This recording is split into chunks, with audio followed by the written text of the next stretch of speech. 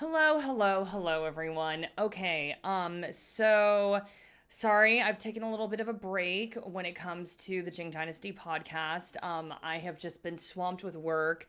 Obviously, a lot of big announcements. I have been doing a bunch of different gigs. I recently got hired to do Skullgirls. I hosted a big Razor event in Las Vegas and just have been picking up like some little gigs here and there. And I don't know, you guys know I'm always like doing like a bunch of stuff. So anyway, I'm sorry that there's been some delays in the podcast, and probably the biggest announcement as of late is that I'm going to be hosting E3. So that's dope. What? I'm hosting E3. I'm hosting E3. I'm hosting E3. I'm hosting E3. So, yeah.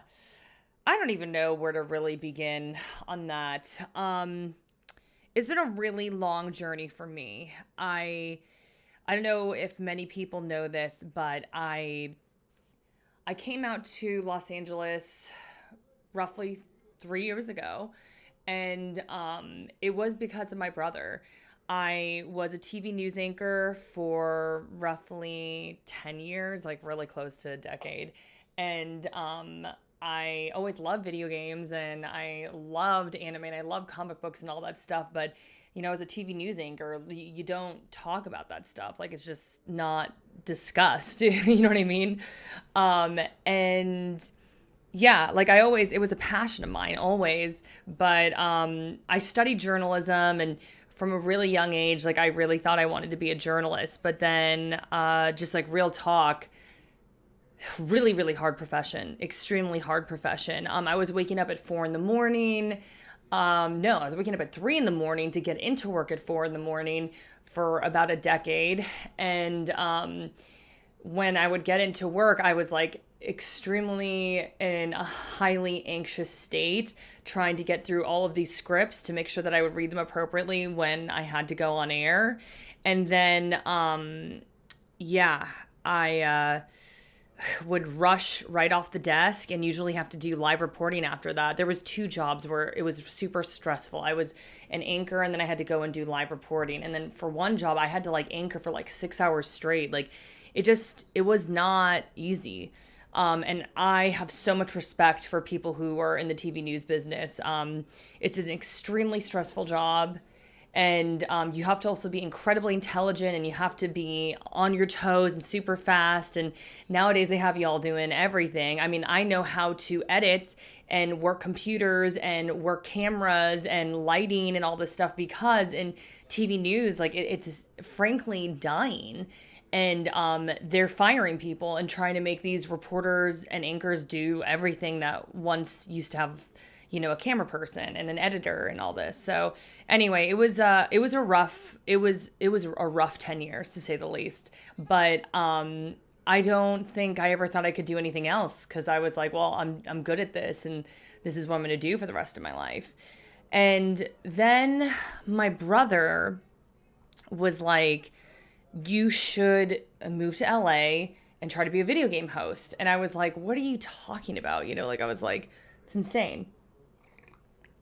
It's nuts. I think we were watching like an IGN video or something, and he was like, "That go do this. Like, you should go try to do this."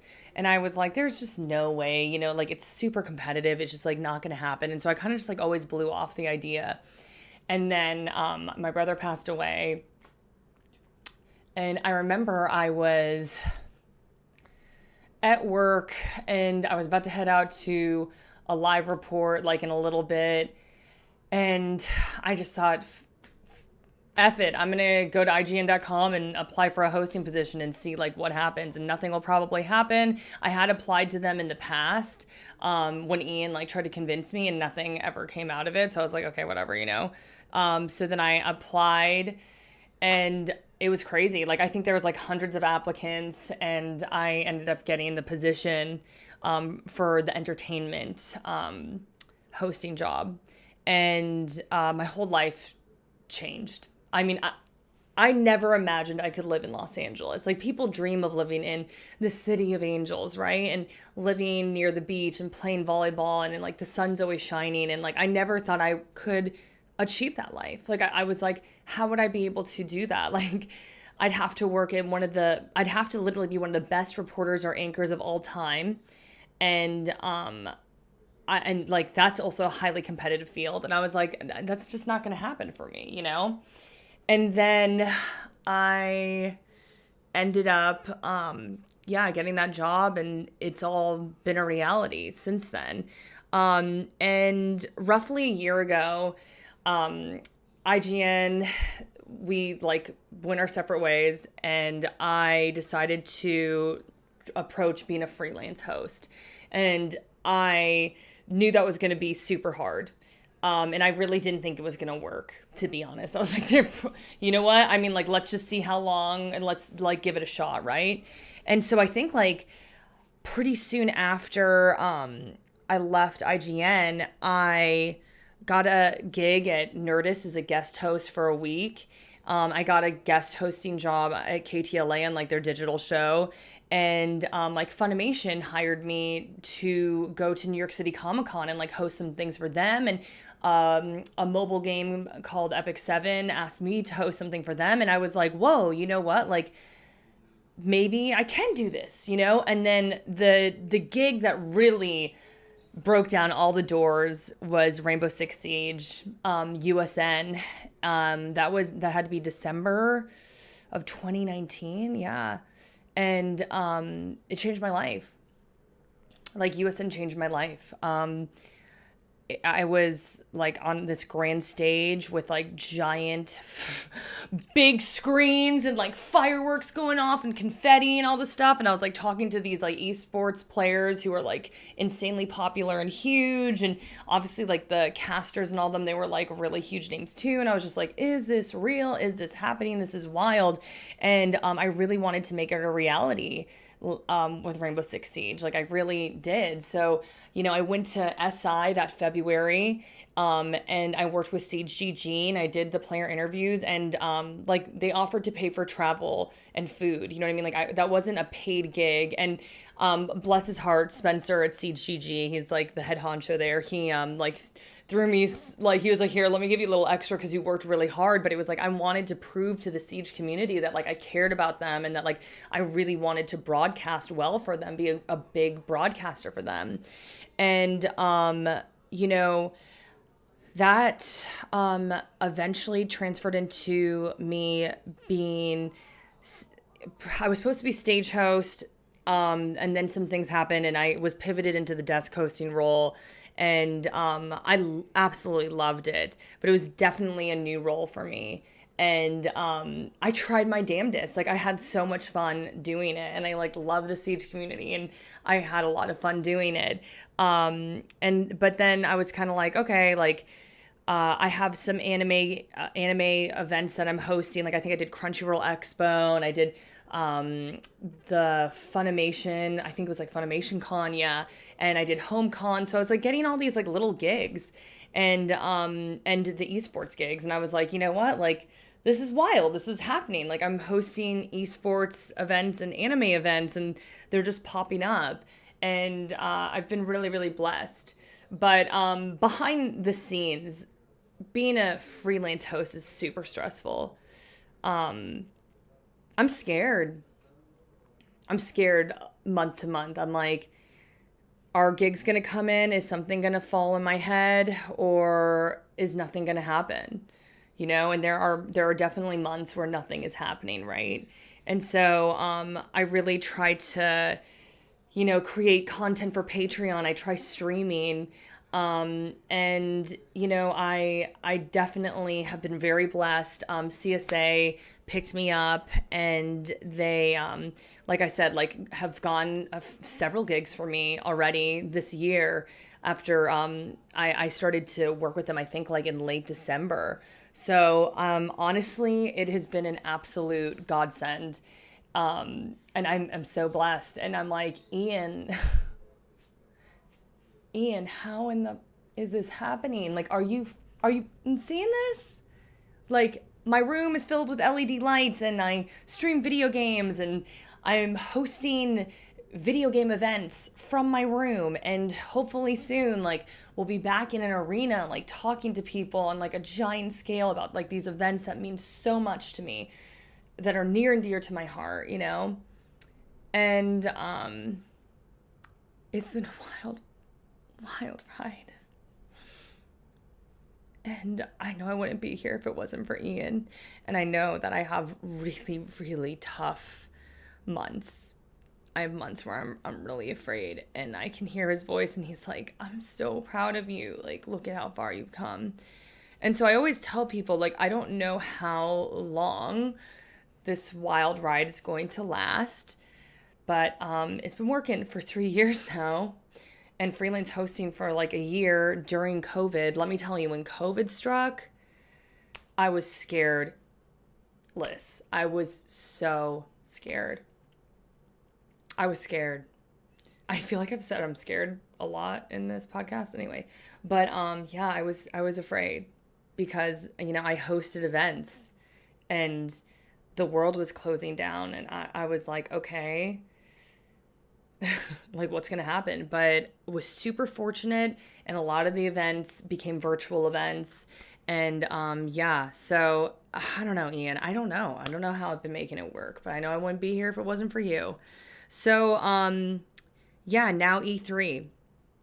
And I mean, like, I obviously grew up playing video games religiously with my brother. I mean, like, you can look over here and you can see that I have an NES, I have our Super Nintendo, I have our Pokemon N64 Collector's Edition, I have our GameCube, I got a Dreamcast. Honestly, I had like an Xbox and PlayStation, all these other consoles, and I just needed to make room in my condo because it's pretty small. And yeah, like this, looking at this shrine with Ian, our childhood was built on video games and anime, you know? And I don't know what I would have done if we didn't have video games as a place to escape to, you know? And it's still my escape to this day. Like when I have a stressful day at work, I'm like, dude, load up the Call of Duty. Like I want to go. I want to just kill some, you know? So, yeah, so it's wild. Now E3. And I am scared. Again, saying scared. Yeah, you know. But I'm also excited. Like, this is a once in a lifetime opportunity, and I'm just going to give it my all. And I hope that y'all think that I do a good job. And, you know, I'm just going to be me. And I can't wait to see all the damn announcements. I've been doing my homework and really trying to prepare. So, yeah, I'm super excited about E3.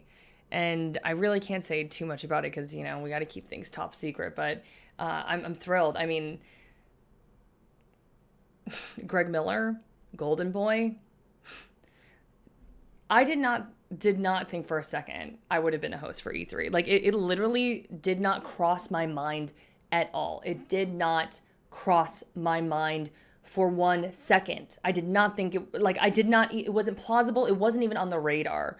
My agent, I guess, submitted me, and I think he was pretty candid. Like, I don't even think he submitted me for like that role. Like, I think I was like submitted as like potentially like an ancillary role. Like, I don't even remember what he's told me, but he called me and he was like, so they want you to host E3. And I was like, wait, what? Like, what do they want me to do? Like, they want me to be like a reporter or like, you know, and he's like, no, like they want you to host the E3 with Greg Miller and Golden Boy. And I was like, you know what I mean? Like totally shook, for lack of a better word. You know, there's so many talented people in this field. There's so many amazing hosts out there. I mean, like CSA alone has like 50 of them, you know? And I don't know, like, I feel like everything happens for a reason. And this is something that like I can cross off the list and be like, Ian, I did this for you. And now I'm getting sad. So I'm picking at something on my desk here. There's a little piece of tape here for some reason. Oh, wait, that was supposed to mark where I'm supposed to stand on my camera. So I'm going to put it back. Okay, go back tape. Anyway. Yeah, so it's been a wild ride. I think people ask me a lot, like, how did I get into hosting for video games. And man, it was Ian. It was the universe. I felt an energy calling me out here, and I didn't know if it was going to respond back or not. And now I find myself here. So yeah, I definitely am grateful, and I can't wait to see what the future holds. And I'm so thankful to all of you. You guys don't understand, like, your comments and you sharing stuff and you liking my stuff. It like makes me motivated. It makes me want to keep fighting and going hard and strong and like being the best host slash content creator that I can be for you guys. And I know that's silly. No, maybe it's not silly. I don't know. But it's just like, I wouldn't be here without y'all either. Because there are times where I'm like, can you do this? You don't even want to know with some of the stuff I've seen. Entertainment is tough. Being an on-camera host it like looks glamorous, but like there's definitely a lot of stuff behind the scenes that you're like, dang, this is some trying beep. But overall, I'm very blessed. Like, dude, I think one of my producers recently was like, we're talking about video games. If it's not fun, there's a problem. And I think that's, when I start to like get in my own head and I start to doubt myself, I'm just like, my brother's gone. My brother's dead. And I'm alive and have these amazing opportunities. So like, just embrace them and have fun. So that's what I'm trying to do. Anyway, sorry that I've been gone for a little bit. Like I said, it's been a little bit crazy, but thank you all for supporting me. Thank you so much for listening to the Jing Dynasty podcast. And I love you guys. And I can't wait for E3. Yay!